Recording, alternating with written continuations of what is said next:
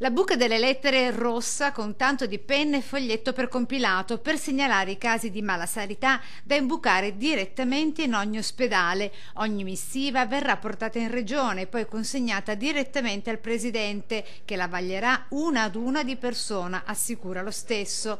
C'è il modulo, c'è anche la penna, quindi non c'è necessità di procurarsi niente. Si entra negli ospedali, ci saranno questi corner, questi punti che si vedono, sono molto visibili e c'è modo di lasciare lì un messaggio, una dichiarazione oppure un suggerimento o un reclamo, come si dice, e poi verranno ovviamente analizzati e si darà corso. In una settimana di media migliaia le mail che giungono in regione, con cui molti utenti lamentano e segnalano disagi e cosa non va in merito alle diverse prestazioni sanitarie anche nelle varie strutture ospedaliere, a cominciare nel dettaglio da cosa non funziona in reparto.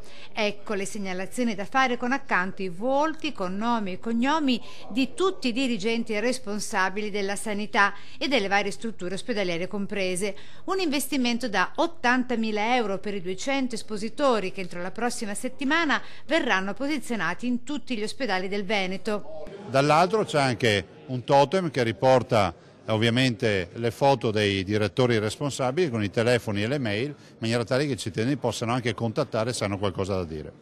Dati già presenti in rete che con questa campagna informativa si vuole raggiungere anche chi non ha destrezza con la tecnologia e con i computer.